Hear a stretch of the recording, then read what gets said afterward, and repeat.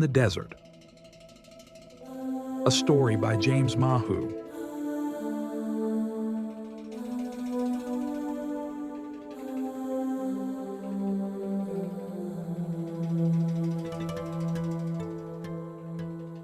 It was a still day, not a single breath of wind. The sun was harsh, but not unkind. The desert was one of the woman's favorite destinations as a young child. It was a short but perilous walk from the cliffs that overhung the beach. Hardly anyone knew of the place, and those that did avoided it because of the presumed danger that they would become lost. There were too many stories of unsuspecting tourists losing their way once they traveled into the sand dunes and then were never to be seen again. The desert's contrast after walking along the shores of the sea were stark and breathtaking. She knew of an oasis that was surrounded by sand dunes that were the size of hills. Navigating the distance was no easy task, and that kept out everyone but the very adventurous. As the woman shuffled down a steep sand dune, she could hear voices that she presumed were coming from the oasis. There seemed to be a friendly argument afoot. It was all the woman could ascertain. As she came down from the hill, she swiped off the sand from her cloak and walked the remaining distance to the strangers, her hosts, and bowed. Please, I'm sorry to interrupt, but could I trouble you for some water? There was a man and two women. They were dark-skinned, like people who come from places where the sun is no stranger. She surmised they were from the deep desert, places that no one in her world ever ventured, unless they were anthropologists. They were young, at least to her, perhaps in their early 30s.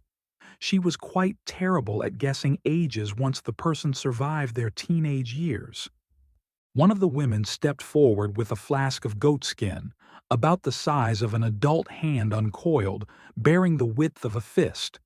The visitor took the flask and drank. Her thirst was quenched quickly, and she handed it back. You can have more. There's plenty of water here. No one ventures out to these remote places. The woman pressed the flask back into the visitor's hands, who accepted it. You must be in good condition, The woman observed, scanning the length of her body. Did you come from the cliffs or the sea? The man asked, entering the conversation with perfect timing. I came from the sea. The visitor replied. She had taken about the same amount of water as before and handed it back. I'm good, thank you. Perhaps later I'll have some more. If you came from the sea, then you are indeed in fine condition. You would probably be able to keep up with us. He smiled and winked. Where are you from? The visitor asked. We are from everywhere in there. He pointed to the region behind them in the opposite direction of the sea. We are what you might call nomads, or part of the ne'er-do-well denizens who roam the desert floor, dissatisfied with permanence and surety. The visitor squinted her eyes slightly. Where did you learn to speak so well? One of the women said. We were educated by our parents who had a distant relative who once went to your universities. This relative happened to be our finest logician. An anthropologist from your university visited us, and over time offered our relative an education. She went with great encouragement from our people, and she learned everything she felt was important, and then returned to our people and taught us. You have books. The visitor asked with a degree of wonder. No, everything we know is in the oral tradition. The woman answered. In other words, The man said. we like to talk a lot.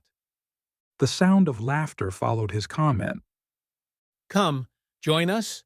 We have grapes, bread, and goat's milk, and if you feel like it, we even have red wine. The visitor sat down on the soft sand floor, surrounded by palm trees that provided much-needed shade. An occasional lizard flitted across the sand. Its movement, such a rapid rhythm, was surprisingly loud when measured against the absolute silence of the desert. Where are you from, and why are you here? The man asked. If I'm not being too bold. I am not offended by directness. She replied quietly. I am from a place you have never heard of. It is a town so remote, so small, that it is not even on the map. As for why I am here, I listened to my desire and followed it. Have you been here before? Yes, She nodded. twice. How long ago? The woman asked. The visitor looked carefully at her guests. Before you were born. Huh. The man said, bobbing his head slightly. Then your memory is as impressive as your fitness. You keep this up, and by the time we're done talking, I will hold you in the highest esteem. He smiled and sat back against one of the palm trees.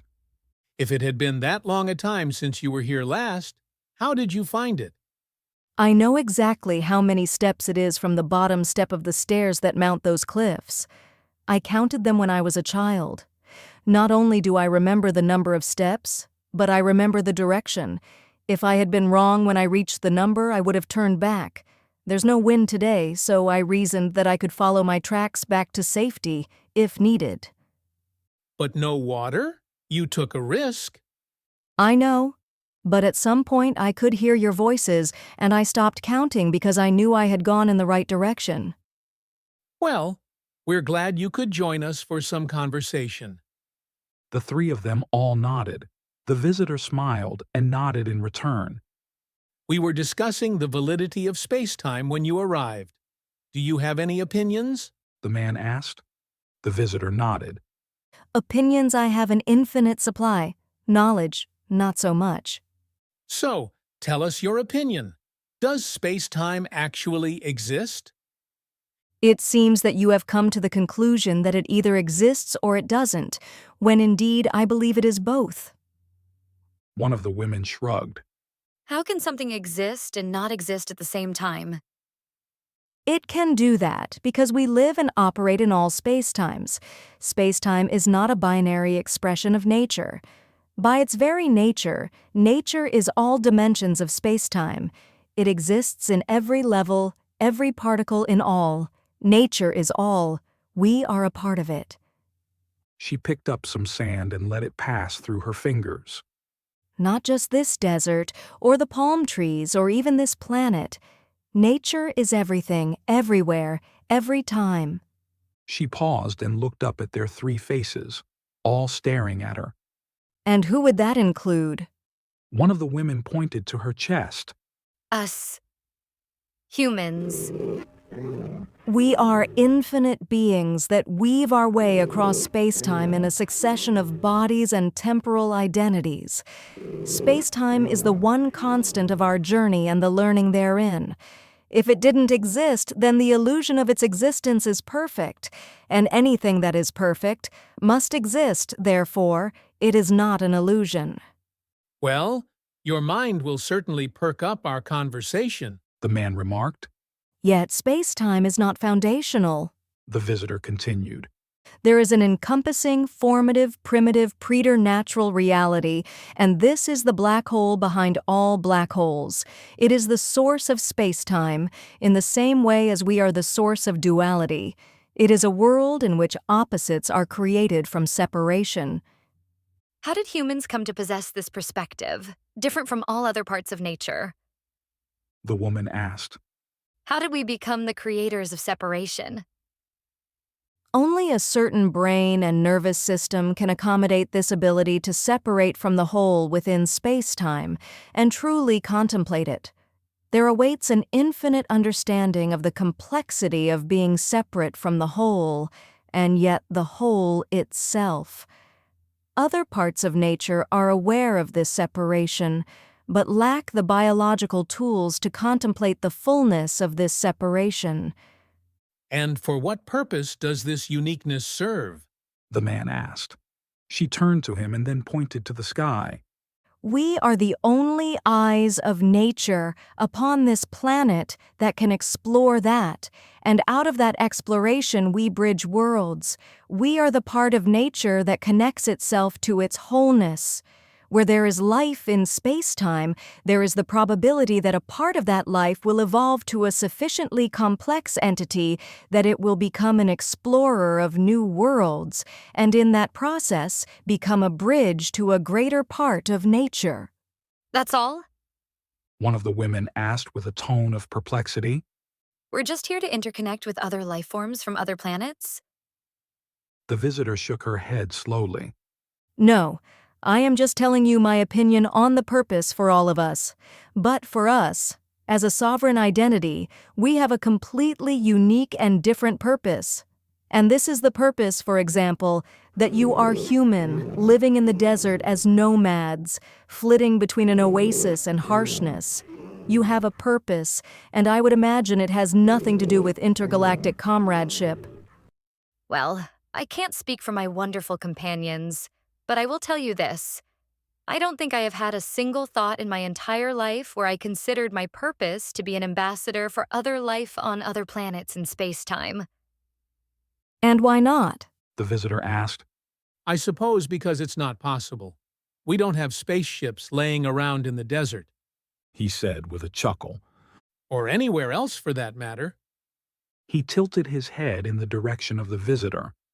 Are you suggesting we wait for them? I'm suggesting that we understand we are a part of a wholeness that is nature. It is simply nature externalized, but there is an internal nature as well, and it is from this nature that the external is expressed. And this relationship is fractal, absolutely infinite, and is only soluble in a love that understands the one, many, and all consciousness. That is what I am suggesting. There was a long pause. The silence that filled their space was fertile with ideas. One of the women shifted her position. Our scientists have said that the quantum world is strange. A wave is also a particle. A cat is both dead and alive. If we simply measure something, it will change in some way. She sighed. Does any of this make sense? I don't think it is simply that we invented separation, and by association, duality. We invented confusion. She seemed to try to smile, but her attempt was awkward. Nature is always expanding. The visitor said. Even our universe is expanding so fast that we will never see it all, no matter how powerful our telescopes. Nature is the intelligence we cannot fathom. It lives in the unknowable state where all things arrive and depart. It is not simply a forest or an animal or fish. It is all of life. That is nature. We are the part of nature that initiates interconnectedness across space-time. We are its threads to weave itself together planet to planet, species to species, galaxy to galaxy, universe to universe. Such a grand plan, The man intoned. Yet here we are, sitting on sand in the desert like lizards. How are we going to explore anything up there? Oh, we will. The visitor said with absolute conviction. But first, we will be visited by those who are ahead of us in their explorations. They will come to understand us, evaluate us, and determine when we would be ready to become partners instead of adversaries. All of what you say makes a degree of sense, but we are here for such a short time. How is it relevant to any of us? All you can be suggesting is that some future version of us will shake hands with our galactic neighbors, right? The visitor licked her dry lips and took a deep breath. This is the grand plan of nature. Space-time is the only real variable. Which generation of our species will shake hands in an explicit and mostly collective partnership is the only question, and that answer is always contained in a very specific and non-specific space-time. There is a probability scattered in that generation like Easter eggs stashed away in stealth. And how do we become trusting of a race so alien from our own and, by inference, more advanced? It is a long process. The visitor replied. Nature enables this over timescapes we would consider planetary in scale. But once a sufficient biological system is in place, nature will enable this. It knows how. The when is curled within space-time, and this is the magic that is unknown to all. Until it is but a short time away, no one will know. Are you implying it cannot be foretold? The man asked. The visitor nodded, remaining silent, her eyes closed. One of the women leaned forward. We have a woman in our tribe who sees the future. Perhaps she could... The visitor raised her hand. As I explained, it cannot be seen. This is a time when nature does not reveal itself. Huh. The three said in near-perfect unison. In the distance, a snorting sound erupted. Just our camel, The man said, waving his hand. They're resting in the shade. Amber is probably dreaming again. She always snorts when she dreams. The two women chuckled, and the one who had talked about their seer suddenly turned serious. Who are you? I told you. I am from a tiny place of no concern, utterly without credentials, if that's what you seek. Let me turn the table. Where did you learn to talk like that? Like what? You seem to know the deeper realities. How did you come to this understanding? Where did you learn it? The visitor paused, considering the questions. I decided a long time ago that I would be my own teacher, so I didn't learn it from anywhere but here. The visitor pointed to herself. And for this reason, as I told you from the outset, I have an infinite supply of opinions, and they are always morphing and contorting into new shapes that I can barely hold on to. But what you say makes sense. Perhaps, but they're just principles. And once the principles are understood, then life, nature, can reveal itself a little more, and a little more, and a little more. That's how it works. At least for me.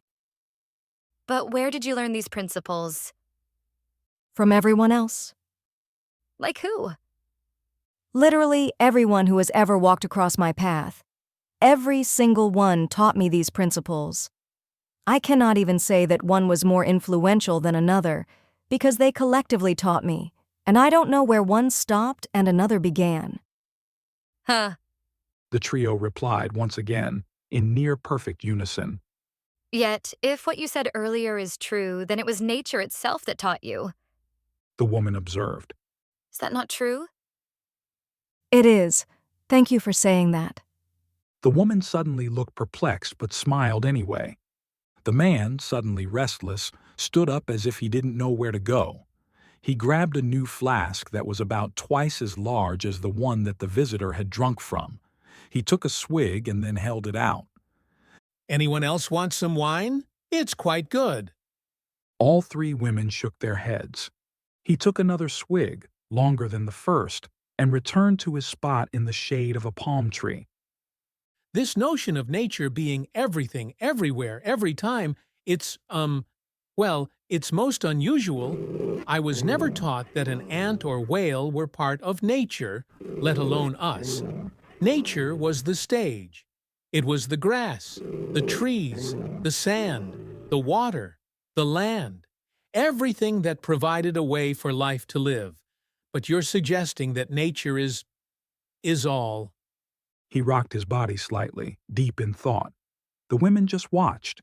He finally raised his hand, index finger pointing to the sky. I guess what I'm saying is that if we all fold into nature, then we all fold out of nature too. Nature is the substrate of all, and it is also the stage. That's what you're saying, correct? The visitor nodded. I am saying that. And the only way you know that is because you have some principles that you've learned from everyone in your life, that nature taught you. You either have a very forgiving nature or one that cannot discern teachers from ignorant bastards, if you want my opinion. The visitor smiled. I am aware that there are many who cross my path who are ignorant bastards, as you call them, but this is just a name. If you dissolve the name, if you really look behind them, they are teachers. Sometimes teachers push the brake, and sometimes they push the accelerator. Sometimes they push us into anger, frustration, and fear. Sometimes they pull us into love, kindness, and compassion. Regardless, they are teachers. So, then nature is not only the stage and the substrate, but it is also the teacher. The man asked. Again, the visitor nodded. The man shook his head in contrast. Then tell me, friend, what is nature not?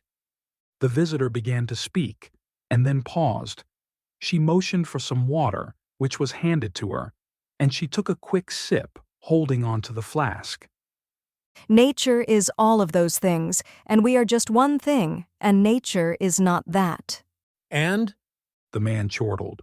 We are sovereign. What does that even mean? It means we have an identity that is the amalgamation of everything we have experienced in every moment of every lifetime that we, and only we, as a sovereign, possess. And the keeper of that experience is only us. Even nature does not possess it. It is ours alone, and that aspect of us, at our very core, the sovereign, understands these experiences because we observed them, experienced them, learned from them, and expressed them. No one else in space-time has done that? One of the women asked. Not even nature? No, not even nature. If it had, there would be no reason for us to exist. We would simply be swallowed into nature, she said, turning to the man. Folded in, as you put it.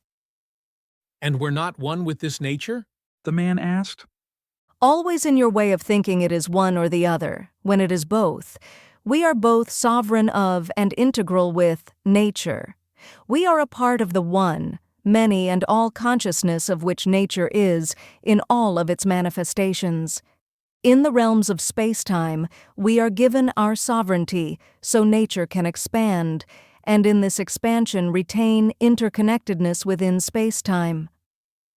Only within space-time? What about outside or beyond space-time? The closest we will come to that domain is through the lens of imagination, logic, mathematics, the feelings of intuition, and art. Through those doors, you can find the door to the unknowable, but you cannot cross the threshold as a sovereign. Why? Because the room of the unknowable is always behind the unknown. No matter how far we journey, we are always within space-time if we are sovereign, and nature, as the most primitive substrate, is always in the integral of the unknowable. Then how exactly does one become a sovereign integral if the integral is always unknowable to us, the sovereign? The man asked, frustration rising in his tone. The visitor smiled at the question. Now you have found it. Found what? He replied reflexively. There must be a way to move between these individual states. The visitor explained. To feel both, and become so good at it, that we can learn to live in both simultaneously. How does one do that? I might know for myself, I don't know for you. Everyone is different then? The man asked. Everyone is different. She nodded her head. One of the women cleared her throat. Each sovereign finds this point themselves. Eventually? The visitor handed the woman the flask of water. Space-time is infinite. It is the stage of nature. The sovereign that experiences this stage is also infinite. We come from infinity and we leave to infinity. This is who we are, each one of us, no matter what we are or who we are. We are that, and that is presently unknown. So we can either lean into that direction, or we can resist and lean into separation, duality, and confusion. You didn't answer my question. Oh, I thought I did. The visitor lamented. Let me try it this way. We don't know how little or how much we know. We are ignorant of our knowledge. Would you agree with this? The more we talk, the more I am convinced of this. The woman half laughed as she spoke. If we are ignorant, what is our best course? The visitor asked. The woman shook her head and shrugged. We observe life through the best framework. The visitor said. If one is lost in the desert, what do you do? The woman shrugged. We use our heads. We just know. Everything around us, the sand dunes, The wind, the sun, the stars, the vegetation, everything points the way to where we want to go. We cannot be lost unless there is a bad storm that reforms the desert. And if that were to happen, the visitor asked. ideally, what would you need to find your way? The woman thought about it for a short time, while everyone looked expectantly. I guess I would. Again, ideally, I guess I would want to be taken up high in the air and look down on the desert. From that perspective, I could recognize something that would give me my bearings. High in the air. The visitor repeated in a distant voice. That part of us is our sovereign, high in the air. Indeed, our highest point is the sovereign. That is how we find our bearings. To remember that we are a sovereign through our imagination, intuition, and logic. To use these three lenses within ourselves, because they are our infinite partners. You introduced space-time when you asked the question, does the sovereign eventually achieve this realization? Well, the use of the term eventually in an infinite space-time is inevitable. And this is one of our problems in understanding the sovereign. We think of space-time as Earth and a single life because it is highly relevant. And even if we were to consider the universe and space-time of 100,000 years, we would still only capture an infinitesimal portion of our sovereign experience, and the integral is infinitely larger. She flashed a smile like a virtual particle. The visitor then paused to observe her hosts, gauging their interest in her line of reasoning. We are an agent of nature that possesses multiple consciousnesses and lifetimes within space-time. The number of the multiple is unknowable, and the form each of those lifetimes takes is also unknowable. Thus, we have no method to understand what we are. Yet nature made us this way because eventually we will realize what we are. And if not for space-time, we would know this very instant. One of the women motioned with her hand for the man to hand her the wine flask, which he gladly did. She took a long sip and then let out a long breath. So, we're forced to live lifetimes in an infinite succession to simply understand that we are both sovereign as an agent of nature and integral to nature itself? How is that not like the myth of the man doomed by the gods to roll a rock up a mountain only to have it fall to the bottom after he reaches the very top? Over and over again. At least with religions, provided you lived a moral life, you would leave suffering, humiliation, fear, anger, pain. You would leave all of those terrible feelings behind you on earth, while you enjoyed the fruits of heaven. You would live in everlasting beauty and joy. If we are sovereign, infinite in scope, but always in space-time, lifetime after lifetime, then we are doomed to the repetition of life. Ah. The visitor nodded.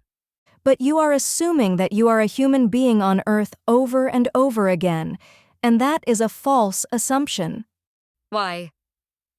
Because you are infinite, you embody an infinite number of lifetimes, and all of them are in a different embodiment, a different space-time, a different species, and so on. It is anything but repetitive. For example, our physical body that we live in consists of number of atoms, that is 10 to the power of 27, and there is one of those atoms that is the sovereign, and all of the other atoms represent a lifetime you are experiencing in one of your 8.5 billion moments of time that comprise a single lifetime. Eventually, we learn to let that one atom, the sovereign, shine and illuminate the other atoms. The number of moments that a sovereign experiences is unknowable by any instrument or mathematical process. These moments, collectively, enable the sovereign integral experience.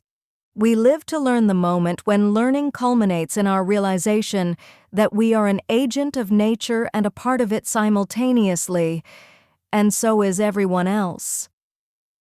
The man cleared his throat and motioned for the wine flask. If science, mathematics, philosophy, and religion cannot peek behind the curtain and see nature for what it is, then why are we given these tiny instances when we see something, or feel something, or imagine something that is beyond us, that almost calls to us? I have literally heard this voice when I'm alone in the desert. The term sovereign the visitor said. is not simply another name for soul or consciousness. It is not a name at all, nor is it an assemblage of numbers or code. It remains behind and outside of those human-created concepts. Everything we have created through humanness is unlike the one many and all consciousness and the sovereign integral experience. Your life, as it is right now, is like a small circle that overlaps, by a single atom, an infinite sphere. Yet this overlap provides glimpses into the sovereign's world. It pulls you towards itself through the writings, the beliefs, the art, the science, and the mathematics of our space-time. These human-created constructs do not reveal the sovereign. They reveal the soul or consciousness or the mind or the heart or the body. All of these are revealed. The sovereign waits for you to bring an atom to the area of overlap. Once a single atom is brought to the place where the sovereign waits, it will begin to reveal itself without the human constructs and the well-meaning descriptions of who we are or might be. So, it is the sovereign that we hear and feel and pray to and seek? Is that what you're saying, my good friend? The man said, his face squinting as if a ray of the sun had suddenly found him. You decide. It is not an absolute. There is no puppet master looming above us who orchestrates it. It is a journey of free will for all life that is uncaged and solitary. For every other life, free will is a concept modified by the many. Groups modify free will and ensure it is the thing that attracts humans to socialize and diffuse knowledge and understanding.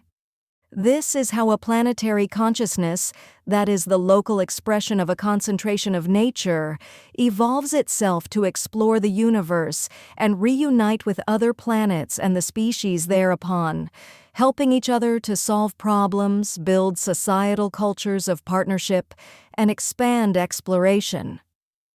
Yet, to realize this, we need to have the probability that the human species can collectively see this future state, to feel it in their bones.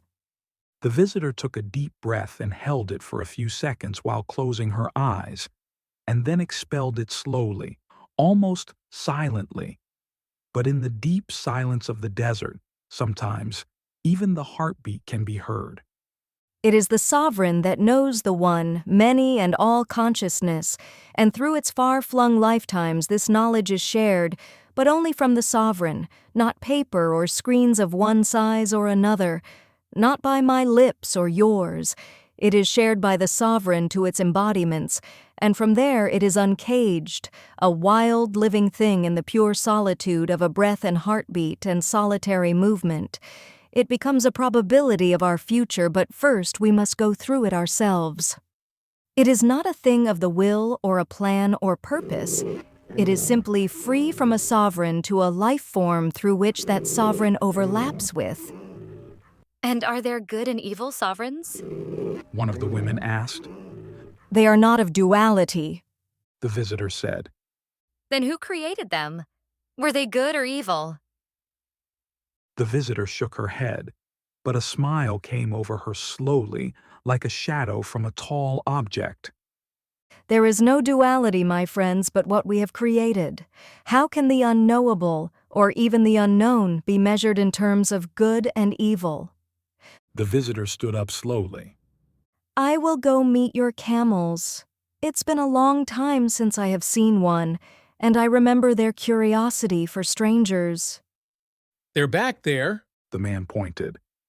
amber, dusty, and shadow. I suspect you'll have no problem telling which is which. He smiled, yet his mind seemed to be roosting on a far distant planet. The visitor stopped momentarily, bowing slightly to her three hosts. Thank you for your hospitality.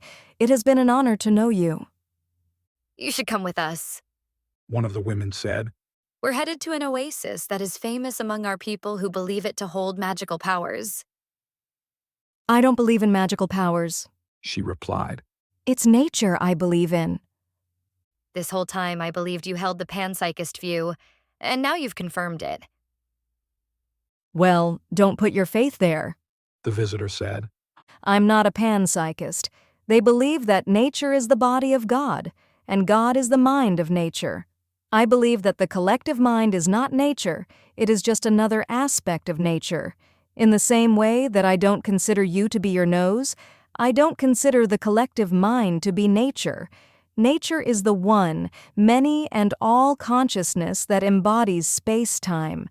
Panpsychism believes in the one, as if nature is only a collective mind. It is much more than that, however, it cannot be defined. I understand, but it certainly is related. The teachings of my sovereign, when I am alone with it, are for me. They are related only to me, and how they are related to other beliefs, theorems, hypotheses, or imaginative forays of the arts, that also is left to me. The women stood up. But someone who is of the opinion that all is nature, even God is contained in that. Do you believe that nature is God? Is it simply semantics? I believe in the intelligence that could conceive of nature, and then possess the patience to allow nature to unfold, evolve, survive, and project its intelligence within space-time, gathering itself like an explosion in reverse in ultra-slow motion. It is the reality of all realities, so vast. To be a container of nature, I don't have a name for it. Yet, that is what I believe in. It is not semantics. There's no name for that binding, energetic intelligence. Perhaps the closest is love. Why does your belief go to an unknown thing? The woman asked.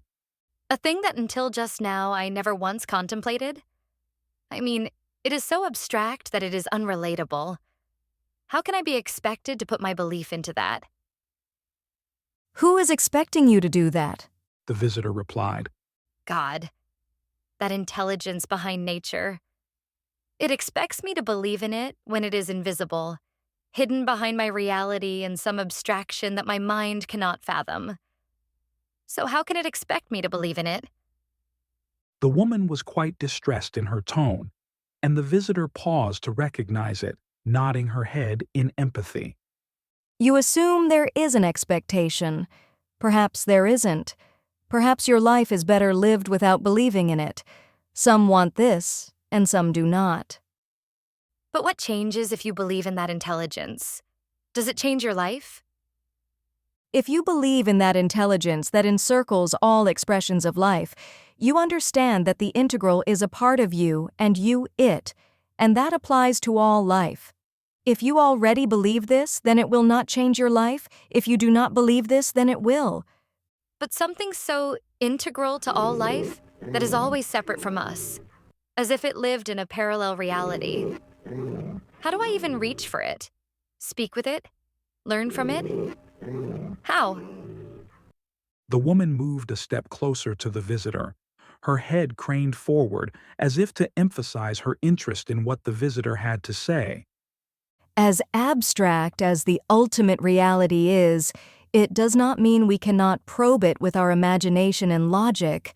Our unique portion of reality can overlap with this ultimate reality. We are a part of it, even if that overlap is but one atom. And even when the overlap is fleeting and exquisitely rare, we can still believe in it. Even if we continue to deny it to the outside world, there remains a place in our heart and mind where we believe in it, where we always believe in it. The visitor turned her voice to mere whisper. And that is the integral in our world, the belief in the integral by the sovereign expressed, in our case, through humanness. So, you're saying that the integral can only be believed? It cannot be proven in our world. Why can't we have more than belief? The visitor chuckled. Everyone wants to pull down the covers of reality and reveal it as just a bunch of numbers, a matrix, a simulation, something unreal, a shimmering illusion behind which is the great wizard of evolutionary processes so vast as to be called by 1,000 names. She paused and took a long breath. Yet it is the world of the integral that we are trying to reveal. The intelligence that created nature and then set it loose within all of space-time. And we puny humans want to pull back the curtain and see it with our human senses and know it with our brain, all because we desire to have something more than belief. We all want proof. Something solid we can trust. But you trust this reality, do you not? Mostly. And the only reason you trust it is because you have had experience with it since you were a baby. It is familiar to you. The sovereign and the integral you are not familiar with, certainly not in their true environment, where they live and have their being. You cannot go. For you, they might as well be in the middle of the sea. So you think that if they will only come here, to this world, and show themselves, then you can trust them. Yes, I would trust them, if I could see them with my own eyes. What if a scientist showed you proof of the sovereign and the integral that was based on mathematics? Would you trust them? The woman shook her head. No, I don't understand mathematics all that well. Then what about a book that explained what the sovereign and integral were? They're just words. No, I would not trust it. I might believe in it a little, but I would not trust it. What if you had a dream and met the sovereign and experienced the integral? No, I would not trust a dream. They're too fleeting, and I know that I created them. A vision? No, The woman shook her head vehemently. it needs to be them. You don't understand because you have obviously experienced them. The visitor sighed. So, the only solution for your proof is your eye-brain system. Is that correct? Yes, Then seek it and be patient. The visitor offered. Be very patient. that's all? The woman asked. No process, method, technique, no code, ritual, or ceremony. Everyone has their own way, and one way doesn't work for all, or any multiplicity. The visitor held up 2 fingers. Even two. She said, with a slight grin. What process is there except the stage that nature creates and evolves? We land upon this stage at birth and journey across it through space-time. We decide what we believe inside the heart and mind of us. It is that exact path and process for everyone embodied in any species. However, as you have pointed out, there is a greater nuance to the stage, space-time, and a single lifetime when viewed with an open mind. And if we want to understand that nuance, The woman asked. and there is no real path other than our own, how do we find, or where do we find this nuanced understanding? You found it? Can't you explain how I can too? Ah, I see your problem. What? You take my words as an indication that I know things that you do not. What I am saying is that I know opinions that you may not know. Nothing I say is fact, because I do not know what is fact, fiction, illusion, truth, or lie. Nor, in my opinion, does anyone else. The unknowable is aptly named. The unknown is as well. However, I do have logic, imagination, and intuitive sensibility, and I can use these to chart my course across the stage that nature has prepared for me. So can you, and anyone else. She smiled at the woman and bowed again to her hosts. I will greet your camels and be on my way. Thank you. She placed her hand to her heart and then swept it in the direction of her hosts. They returned her farewell, but their words were followed almost immediately with protestations that she should go with them. They had plenty of food and water. There would be other people in their tribe who would want to converse with her, and they would personally see that she found her way home safely, I will ask the camels. was all she said, as the visitor walked away. The 2 women sat down next to the man. One of them watched the visitor as she walked over to the camels. She's almost there. The woman whispered. We need to convince her. She must meet Sitara. The man turned just in time to watch the visitor disappear over a small sand dune. Ask the camels? He said with a smile. She's one of us, but we're obviously not going to carry her off. So how do you propose we convince her?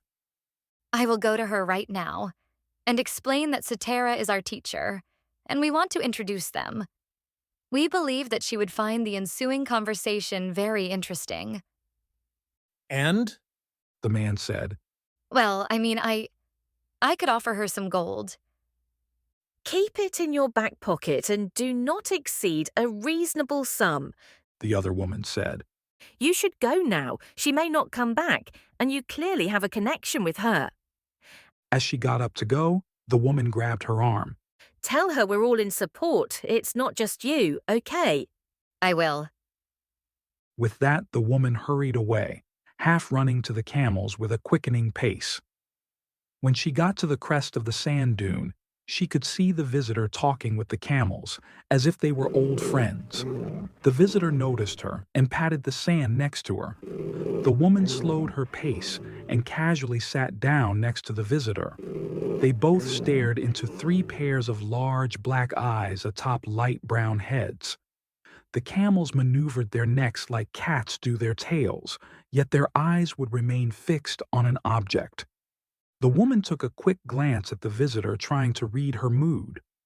Will you come with us? We are all of one mind. We want you to journey with us. Where? We would like to take you to meet our teacher. She was the one who went from our tribe to your world, to understand what we were missing and then to bring this new information back to our tribe. And what is her name? Sitara. Ah, of the stars. What? Her name, it means of the stars. She is not from this neighborhood.